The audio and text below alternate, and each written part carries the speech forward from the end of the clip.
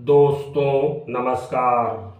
दोस्तों मैं प्रदीप कुमार वर्मा प्रस्तुत कर रहा हूँ अपनी एक स्वरचित कहानी जिसका शीर्षक है झुनझुना।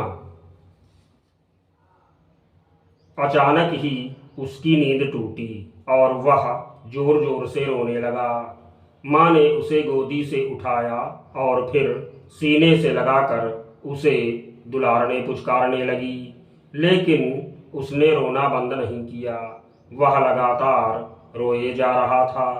बेटी, थोड़ा उठकर इसे इधर उधर टहला घुमा दो, थोड़ी बाहर की हवा बयार लग जाएगी तो शायद चुप हो जाए। गर्मी भी बहुत है, देखो ट्रेन कब चलती है। पड़ोस में बैठी एक वृद्ध महिला ने उससे कहा। कहाँ जाऊं, डिब्बे में भीड़ भी बहुत है, सारी खिड़कियां भी लोगों की ओट से ढक सी गई हैं, इसीलिए बाहर की हवा बिल्कुल भी यहाँ नहीं आ पा रही है। उस महिला ने कहा तो सामने वाली सीट पर बैठे एक सज्जन बोले, बेटी ऐसा करो, थोड़ी देर के लिए तुम डिब्बे के पास गैलरी में निकल जाओ। हालांकि भीड़ वहां पर भी होगी, लेकिन वहां पर बच्चे को आराम मिलेगा, क्योंकि दोनों तरफ आमने सामने गेट से हवा बढ़िया आएगी। ठीक है। और वह महिला किसी तरह जगह बनाते हुए धीरे धीरे अपने बच्चे को लेकर डिब्बे के गेट की ओर बढ़ने लगी। थोड़ी ही देर में वह गैलरी में जा पहुंची। उसका बच्चा अभी भी रोए जा रहा था।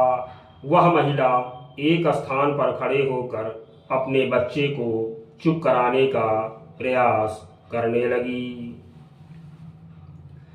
गैलरी भी पूरी भरी हुई थी, लेकिन वहां पर कुछ हवा लग रही थी।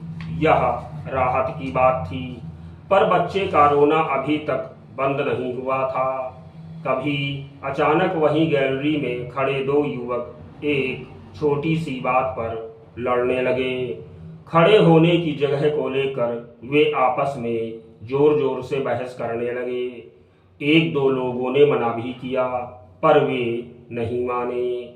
मैं तुम्हें देख लूंगा, मैं भी तुम्हें देख लूंगा, इस तरह वे आपस में झगड़ते जा रहे थे। उस महिला के बच्चे ने अभी तक रोना बंद नहीं किया था। वह महिला लाख जतन कर रही थी, लेकिन वह बच्चा चुप होने का नाम ही नहीं ले रहा था।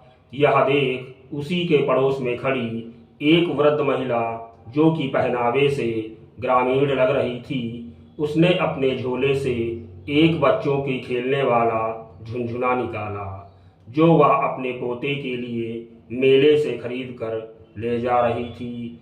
उस बच्चे के चेहरे के सामने ले जाकर उसे बजाने लगी। झुनझुने की आवाज सुनकर बच्चा कुछ हरकत में आया। उसकी रोने की आवाज कुछ धीमी पड़ी, फिर धीरे धीरे धीमी ही होती गई, और एक समय ऐसा आया कि वह बिल्कुल चुप हो गया। उसकी नजरें बराबर झुनझुने पर ही टिकी थीं। फिर उस वृद्ध महिला ने वह झुनझुना उस बच्चे को पकड़ा दिया, और फिर वह बच्चा उस झुनझुने से स्वयं खेलने लगा। उसे बहुत मजा आने लगा। तभी इंजन ने सीटी दे दी और कुछ ही पल में ट्रेन चल दी। धीरे धीरे ट्रेन की गति बढ़ने लगी। ट्रेन चली तो हवा भी अच्छी आने लगी।